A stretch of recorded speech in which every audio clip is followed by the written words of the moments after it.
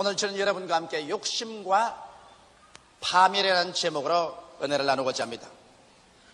한 여인이 자기의 분수를 넘은 과도한 욕심을 내므로 말미암아 한 나라의 경제 전체를 파탄으로 몰아넣을 지경으로 비극을 가져온 사건을 우리는 너무나 잘 알고 있습니다.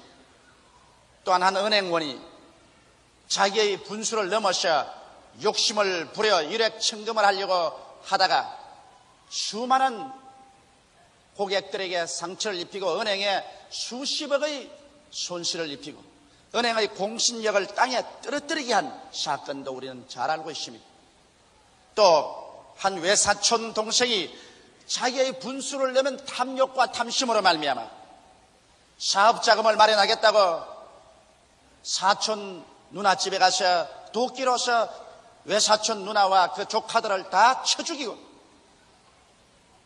그리고 돈을 탈취해 갔다가 자기도 쇠고랑을 차고 파멸을 자초한 사건도 우리는 너무나 잘 알고 있는 것입니다. 도대체 사람들은 무엇 때문에 이렇게 비정상적인 사고와 행동을 하게 되는 것입니까? 성경은 이 일에 대해서 분명하게 말하고 있습니다. 욕심이 잉태한 적, 죄를 낳고 죄가 장성한 적 사망을 낳느니라고 말하고 있는 것입니다. 그러므로 인간 비극의 근원적인 이유는 우리의 가슴 속에 넘쳐나는 자기의 분수를 넘은 욕심 때문에 파멸이 다가오게 되는 것입니다. 그러면 도대체 인간 속에 이와 같은 욕심이라는 것이 어디에서부터 출발하게 된 것입니까? 하나님께서 우리를 창조하실 때 이와 같은 파멸의 씨앗을 심어서 주님께서 우리를 창조했던 말씀인 것입니까? 절대로 그렇지 않습니다. 우리는 인간 파멸의 근원을 에덴 동산에서 찾아볼 수 있습니다. 하나님께서 천지와 만물을 지었을 때 하나님 보시기에 심히 아름답고 좋았습니다. 하나님 보시기에 좋았으니 진선진미가 아니겠습니까? 그러나 여러분, 하나님께서 천지와 만물을 아름답게 지으시고 사람이 거할 에덴 동산을 이렇게 좋게 만들어 놓으시고 상함이나 해함이 없게 하시고 각종 열매 맺는 실과나무가 나게 하시고 먹고 입고 마시고 사는데 조금도 부족함이 없이 만들어 놓으시고 하나님의 대행자로서 아담과 하와를 지어서 하나님이 만드신 세계를 관리하고 운영하게 한 것입니다. 여기에서 문제가 있는 것입니다. 하나님은 여러분과 나를 지었을 때 인간의 관리자로서 운영자로서 우리 인간을 지으셨지 우리에게 주인으로서 짓지 않았습니다. 여러분, 오늘 이 자리에 와서 이 말씀을 듣고 계신 여러분도 여러분 인생의 주인이 아닙니다. 여러분 인생의 관리자로서 하나님께서 지으셨지 결코 우리는 주인이 될 수는 없는 것입니다. 오직 천지와 만물을 지으시고 이를 소유하심으로는 하나님이신 것입니다. 그렇기 때문에 하나님께서 우리의 조상 아담에게도 에덴 동산을 관리하라고 말했지 에덴 동산을 소유하라고 말하지 않으셨습니다. 이렇기 때문에 하나님께서 동산 중앙에 선악을 아는 실과를 나게 하시고 이를 먹는 날에는 정령 죽으려 한 것은 주께서 사람들 하여금 하나님의 주권을 존중하고 하나님의 주권에 관여하지 못하게 하기 위해서 교훈을 가르치기 위해서 그렇게 한 것입니다.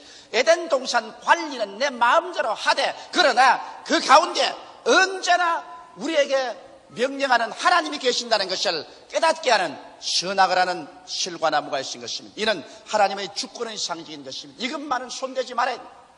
그러므로 우리의 생활 가운데 언제나 하나님께서 범치 못할 위험으로 와 계신다는 사실을 우리는 늘 알아야 되는 것입니다. 그런데 그게 하루는 마귀가 와서 탐욕으로 꾀기 시작한 것입니다. 아담과 하와가 그 동산 중앙에 있을 때 마귀가 뱀을 통해서 이렇게 말했었습니다. 과연 하나님께서 동산의 모든 실과를 먹지 말라고 하느냐? 그게 하와가 대변자로 나왔습니다. 아니라 동산의 모든 실과는 다 먹되 중앙에는 선악을 한 실과는 보지도 말고 만지도 말라. 너희가 죽을까 하더라고 했다. 그럴 때 뱀이 말하길 아니라 너희가 이 실과를 먹는 날에는 눈이 밝아 하나님처럼 될 줄을 하나님이 아시느니라. 여기에서 악마의 속삭임에 하와와 아담이 귀를 기울인 것입니다. 악마의 속삭임은 사람은 사람으로서, 그리고 에덴 동산과 지구의 관리자로서 만족해야 될 것인데, 자기의 분수를 넘어 사람이 하나님처럼 될 것이라는 터무니없는 욕심을 심어준 것입니다. 여러분, 욕심이 잉태하는 과정은 언제나 마귀가 와서 분수에 넘는 탐욕을 넣어주는 것입니다. 사람이 모두 다 하나님 앞에서 자기의 분수에 맞도록 생명을 얻었습니다. 그 분수에 충실하고 충성을 다하면 하나님께서 30배, 60배, 100배로 높여주는 것입니다. 그러나 자기의 분수를 부정한 방법으로 더 높이려고 할 때 문제가 생기는 것입니다. 어찌하여 사람이 하나님이 된단 말입니까? 여러분 생각해 보십시오. 사람은 사람으로서 만족해야지 사람이 왜 하나님과 동등하게 되려고 한단 말인 것입니까? 여기에서 분수를 넘은 탐욕이 그 마음속에 심어진 것입니다. 욕심이 잉태하는 과정은 바로 이것인 것입니다. 이 유혹을 받아들이지 말아야 되겠는데, 자기의 분수를 넘어서 하나님이 될 수 있다는 유혹을 마음속에 받아들여 가지고서 이것을 꿈꾸어 보았었습니다. 자기 상상력을 지배한 것입니다. 욕심이 마음속에 들어와서 자기가 하나님처럼 되고 온 천지와 만물을 소유하고 천지와 만물의 주인이 되는 모습을 상상해보고, 그 상상 속에 자기가 들어간 모습을 기억해보고, 그래서 거기에 완전히 포로가 됐었습니다. 그리고 난 다음 그와 같은 상상력으로 이제 선악과를 바라보니 그렇게 아름답게 보일 수가 없어요. 먹음직하고 부함직하고 지혜를 얻기에 탐스럽게 보인 것입니다. 사람의 상상력은 무섭게 작용하는 것입니다. 언제나 죄를 범하는 사람이 먼저 그 죄가 그 마음의 상상력을 지배하기 전에는 죄를 짓지 않습니다. 탐욕이 돌아오면 그 탐욕을 마음속에 받아들여서 책임질하여 그 욕심대로 이루어진 자기 모습을 영롱하게 바라보게 되고, 그러고 난 다음 그렇게 되면 얼마나 좋을까. 그만 그 꿈속에 사로잡혀서 포로가 되고 난 다음에 그 다음에는 죄를 짓는 것이 조금도 힘들지 않습니다. 이래서 용심은 분수를 넘은 탐욕으로 말미암아 마음속에 상상력으로 잉태되는 것입니다. 잉태되지 않은 여인이 어린아기를 계산할 수 없는 것처럼 욕심이 마음속에 상상력 속에 이루어진 모습으로 잉태되지 않고는 절대로 죄를 낳지 않습니다. 아담과 하와는 선악과의 나무를 바라보고 그 밑에서 그들은 상상력을 작용한 것입니다. 그들이 하나님처럼 되어서 온 우주를 지배하고 다스리고 소유하는 자기들의 모습을 생각해보고 난 다음 그 모습이 완전히 자기들을 점령해버리고 마는 것입니다. 그래서 조금도 끄리낌 없이 하와가 손을 내밀어서 선악과를 따먹고 또 그것을 아담에게 주어서 먹게 한 것입니다. 그들은 하나님의 주권을 짓밟아버린 것입니다. 이제는 하나님과 우리는 동등이다. 우리는 하나님의 권력하에 있지 않겠다. 우리는 관리자로서 인생을 살지 않고 하나님과 똑같은 주권자로서 행세를 하겠다고 달라드린 것입니다.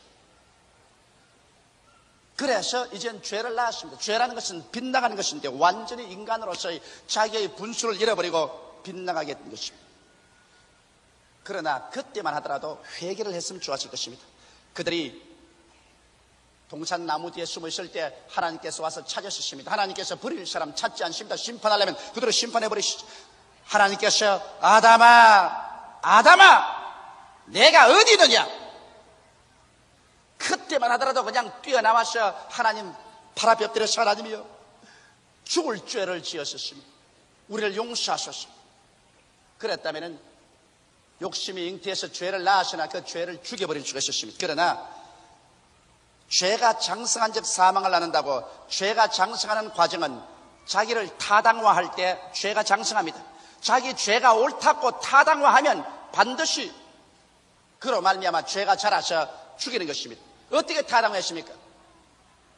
아담이 하는 말이 하나님이 지어서 내게 준 이 여자가 나를 꿰물어 내가 먹었지 내 스스로 먹은 건 아닙니다.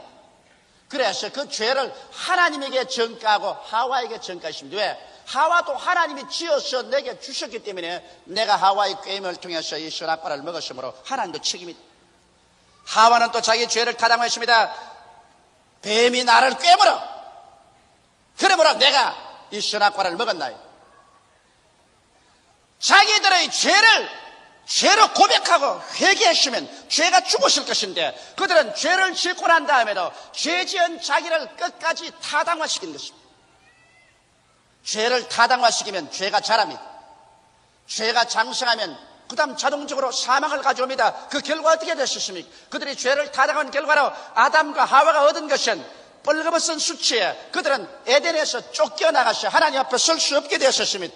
그뿐 아니라 마음의 불안과 공포가 회오리 바람처럼 쳐몰아오고 심판으로 말미암아 땅은 가시와 은거키를 내는 저주를 받게 되고 그들은 땀을 흘려야 먹고 살다가 몸은 흙이니 흙으로 돌아가게 되고 여인은 해산의 수고를 하게 되고 이 세상에 오늘날 보는 인생고가 거기에서 다 다가오게 되시니 이것은 사망의 열매로서 우리에게 보여주는 것입니다. 이러므로 오늘날 이 처참한 사망, 이 사망의 가장 큰 욕심에서 온다는 것을 알아야 되는 것입니다. 그러므로 죄악의 여러분 근원적인 문제를 해결하지 못하고 자꾸 그 결과만 가지고서 왈가왈부 해봤자 소용이 없는 것입니다. 오늘날 나라와 나라가 싸우는 것도 욕심 때문에 싸우는 것입니다.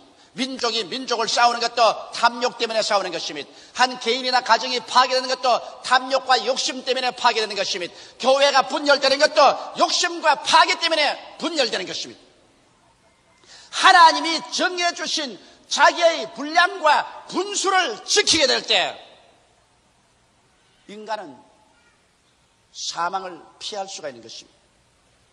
이렇기 때문에 우리는 우리 사회와 세계에 다가오는 광범위한 이 무서운 사망의 파괴가 그 근원적으로 사람의 가슴 속에 회오리바람처럼 일어나는 탐욕 때문에 일어난다는 것을 알아야 되고 그 탐욕은 사람이 가져온 것이 아니요 하나님이 가져온 것도 아니라 마귀가 마음속에 속삭인다는 것을 알아야 되는 것입니다. 마귀는 우리에게 와서 도적질하고 죽이고 멸망시키는 일을 하는데 마귀가 와서 갑자기 창검을 들고 와서 우리를 찔러서 죽이는 것이 아니라 우리 속에 탐욕을 속삭여 줌으로 말미암아 우리를 파멸시키는 것입니다. 우리는 사무엘상 15장 13절로 23절에 사울왕의 파멸에 대해서 너무나 잘 알고 있습니다. 사울왕은 하나님께서 친히 택한 이스라엘에서 준수한 지도자인 것입니다. 하나님이 사울을 택하셔서 사무엘을 보내어서 기름 부어 왕으로 삼으신 것입니다. 그러고 난 다음 이스라엘을 인도해서 그는 성전의 성전을 가져왔고 이스라엘의 국기를 튼튼히 했었습니다. 한 번은 하나님께서 사무엘을 보내셔서 사울에게 말했습니다. 사울아, 내가 옛날 이스라엘 백성이 애굽에서 나올 때 이스라엘 백성을 파멸하려고 가나안에 못 들어오도록 막은 아말렉을 기억한다. 이제는 너희들의 힘을 얻으니 나아가 아말렉을 진멸하되 그 왕으로부터 시작해서 짐승의 새끼까지 하나도 남기지 말고 진멸하라. 사울이 이 명령을 받고 군대를 동원해서 아말렉을 치러 나갔는데 이미 이기는 전쟁입니다. 하나님께서 그를 너 손에 붙이겠다 했어서 전쟁이 일어나자마자 성전을 계속 파죽지수로 밀어서 아말렉을 진멸하고 그 왕 아각을 잡았습니다. 그래서 전승한 것은 좋은데 하나님께서 왕으로부터 시작해서 짐승의 새끼까지 진멸하라 그렇게 말씀했는데 그만 욕심이 잉태했습니다. 그것이 이제 문제입니다. 왕을 사로잡고 짐승들을 다 진멸하고 사람을 도륙을 하는 과정에 보니까 소와 양떼들이 살이 쪄서 득실득실한 게 참 좋거든. 그러니까 백성들의 말이 왕이요, 아니 사람들이 죄가 있지 짐승이야 무슨 죄가 있습니까? 그러므로 이 소나 이 양떼들을 우리가 다 죽인다는 것은 너무 아깝고 어리석은 일이니까 이것만 나누어도 우리 다 거부가 되지 않겠습니까? 그러므로 이건 죽이지 맙시다. 그리고 또 이 중에서 우리가 하나님께 제사를 드릴 수 있지 않습니까? 그런데 탐욕이 들어오자마자 그렇다, 우리 하나님께 제물 드리기 위해서라도 이를 진멸해서는 안 되겠다. 백성의 입술을 통해서 말한 마귀의 음성에 사울이 그만 귀를 기울이고 말한 것입니다. 하나님께서는 사울아, 왕으로부터 모든 짐승의 새끼까지 진멸하라고 했는데 하나님 명령에 거역하고 자기의 명예를 위해서 왕 아각을 사로잡아서 죽이지 않고 포로로 잡아서 끌고 그 다음 소와 양의 모든 살찐 것을 하나도 없이 모두 다 사로잡아서 거대한 양과 소의 떼를 가지고서 그들은 이기 양양에서 돌아오고 있습니다.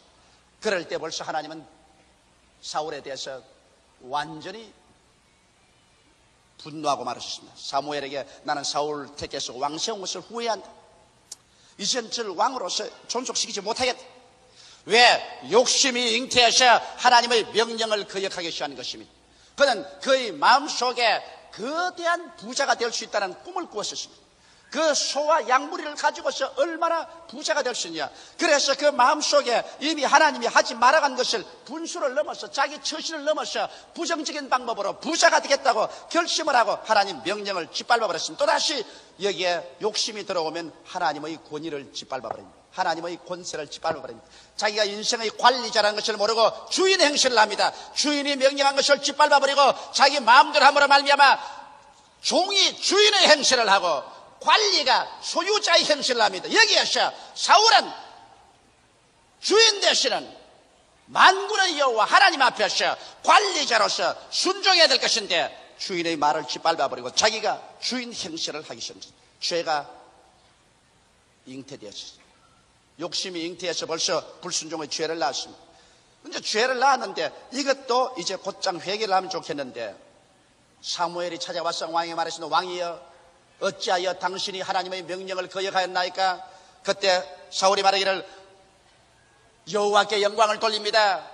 나는 여호와의 명령을 순종해서 나가 진실로 아말렉을 도말하고 옵니다. 그러니까 한 말이 그러면 왕이여 뒤에 들리는 소와 양무리의 울음소리는 무슨 소리니까? 아 그건 말입니까? 그거는 백성들이 소와 양을 죽이는 것을 좋아하지 아니하고 또 저 살찐 것을 잡아다가 여호와께 제사 드리면 좋다고 그렇게 권면하므로 내가 양과 소를 잡아서 오도록 하고 아말렉의 왕 아각도 살려서 끌어오고 있습니다. 변명을 했습니다. 주인의 꾸짖음이 있을 때 그 자리에서 엎드려서 통이하고 잡아가면 죄가 죽어버립니다.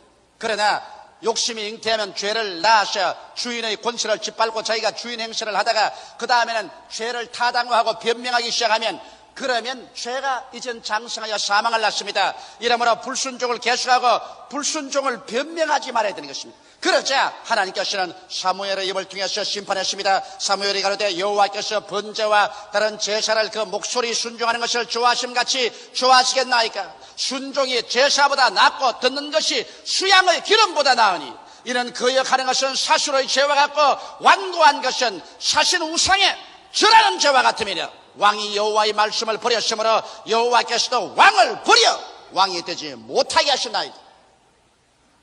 우리가 주인을 버리면 주인도 우리를 버립니다. 우리가 주인의 명령을 짓밟아 버리면 우리가 이제는 관리자로서의 위치를 상실한 것입니다. 오늘 우리 예수 믿는 사람에게는 하나님께서 우리 주 예수 그리스도를 구주로 모시고 우리의 생활에서 11조와 헌물을 반드시 도시하지 말라는 것입니다. 이것도 하나의 우리의 물질 생활에서 하나님의 주권 선언인 것입니다.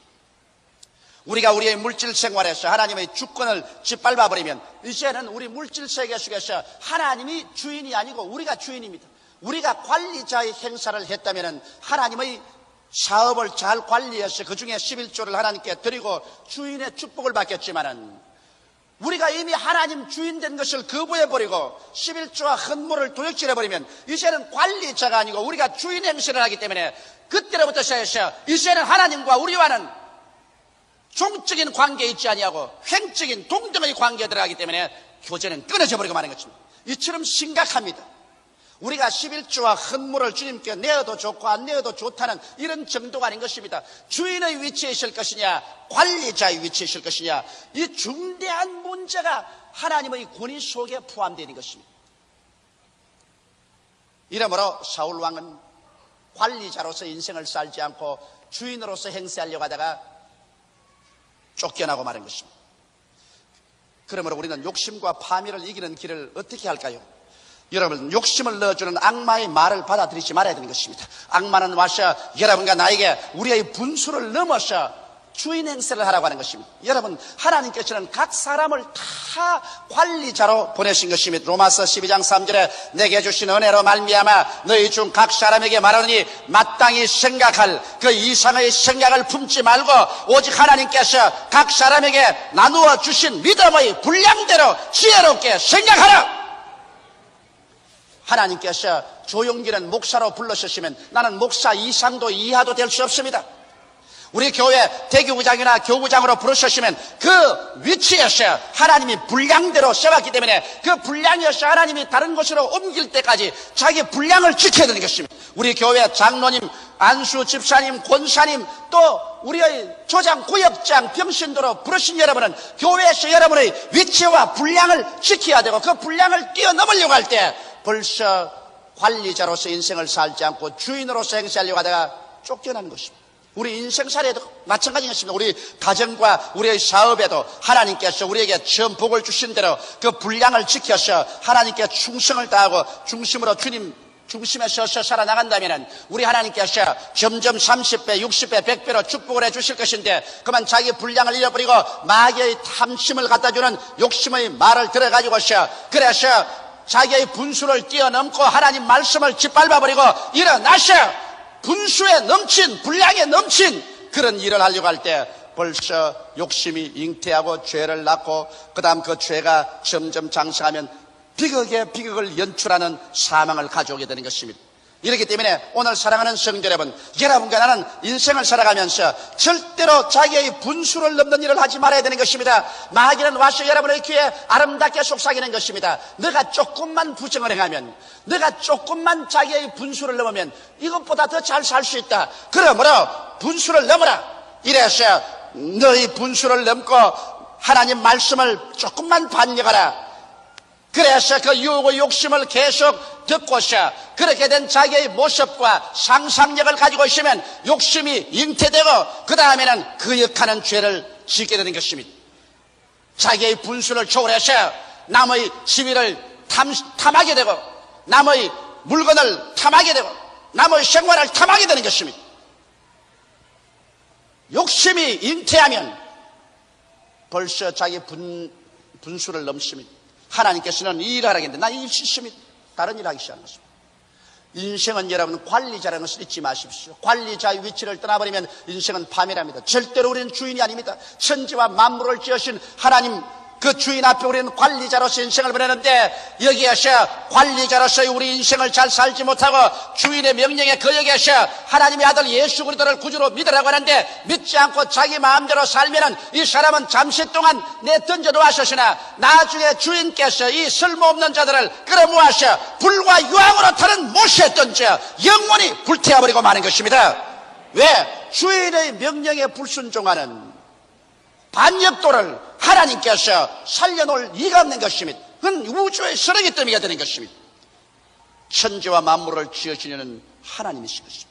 하나님 우리 만유의 주인께서는 오늘 마지막 때 우리 구주 나사렛 예수를 보내셔서 십자가에 못 박아 피를 흘리게 하심으로 예수를 통해서 남녀, 노유, 빈부, 귀천할 것 없이 믿음으로 구원을 받으라는 명령을 했는데 관리자인 인생은 주인이 시킨 대로 순복해서 예수 믿고 하나님 섬기는 생활로 들어올 때 그는 하나님이 예비한 영원한 구원으로 들어갈 수 있을 것이지 사람이 무엇인 건데 하나님을 거역하고 대적에 해서 잘 될 수가 있겠습니까?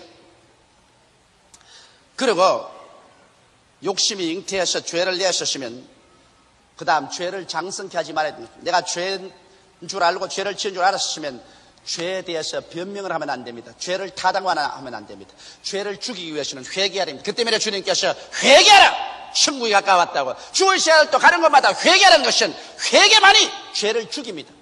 회개하지 않고 죄를 타당화하면 죄가 자라서 무서운 사망을 가져오는 것입니다. 그렇기 때문에 죄를 죽이는 유일한 길은 회개하고 죄를 버리는 길밖에 없는 것입니다. 이러므로 성경은 여러분 이사야서 55장 6절로 7절에 너희는 여호와를 만날 만할 때 찾아라 가까이 계실 때 그를 부르라 악인은 그 길을 불의한 자는 그 생각을 버리고 여호와께로 돌아오라 그리하면 그가 긍휼히 여기시라 우리 하나님께로 나오라 그가 널리 용서하시라고 말씀하고 있는 것입니다. 이러므로 여러분께서 죄를 회개하고 주님께로 나가면 주님께서 여러분을 용서하시고 여러분을 영접해 주시고 여러분이 저질른 그 죄악이 이젠 자라서 사망을 가지 못하도록 주님께서 그를 멸해 죽여버리는 것입니다. 그러고 난 다음에 순전과 본연의 분수를 찾아서 정직하고 성실하고 근면하고 사랑으로 살아가면 우리 주님께서 그러한 사람을 붙들어 주셔서 인생이 하는 일에 30배, 60배, 100배로 축복을 받게 해주시는 것입니다. 욕심의 결과는 크고 작은 수치와 불안과 파괴를 가져오는 것입니다. 이 세상 부귀영과 공명을 다 얻고 난 다음에도 그 마음속에 평안을 잃어버리면 무슨 소용이겠습니까? 욕심이 잉태해서 분수를 넘어 하나님의 명령을 거역하고 그가 지위와 명예와 권세와 부귀와 영화를 얻다 할지라도 절대로 그 마음속에 평화가 없습니다. 왜냐하면 이미 하나님을 빗나가서 죄를 짓고 죄의 결과로서 사망이 다가오면 도적질하고 죽이고 멸망시키는 역사가 일어나기 때문에 그 마음속에 평화가 없습니다. 행복도 없습니다. 천하를 다 가지고도 마음속에 평안과 행복을 잃어버린 사람은 천하를 얻은 조과가 없는 것입니다. 그의 모든 인생사의 절망은 욕심의 결과로 다가오는 대가인 것입니다. 욕심은 하나님이 미워하십니다. 왜? 탐심은 우상숭배라고 했습니다. 하나님이 가장 미워하는 죄가 우상숭배입니다. 왜? 탐심을 가지면 벌써 하나님을 주인으로서 거역하고 관리자로서 종으로서 인생을 살지 않고 주인으로서 우상을 숭배하고 따라가는 것입니다. 자기가 우상이 되어버린 것입니다. 이러므로 탐심은 곧 우상숭배라고 말한 것입니다. 참 행복과 마음의 평화는 자기 분수를 지키고 하나님을 섬기며 하나님 뜻대로 사는 이곳에 믿음, 소망, 사랑이 넘쳐나고 마음속에 평화가 강물같이 넘쳐나게 되는 것입니다. 여러분은 인생의 주인이 아닙니다. 어디까지나 관리자인 것을 알게 되시기를 주의 이름으로 축원합니다. 기도드리겠습니다. 살아계신 하나님 우리 아버지, 욕심은 우리에게 파멸을 가져옵니다. 지극히 적은 일로부터 시작해서 가장 큰 일까지 인간이 파멸된 것은 마귀가 속삭이는 욕심 때문입니다. 탐심의 귀를 기울이기 때문인 것입니다.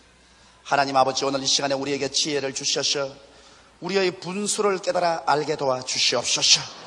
우리는 우리 인생의 주인이 아니라 우리 주인 되신 하나님께서 우리를 불러서 우리에게 분량대로 삶을 주셔서 보내심을 받은 사람들입니다.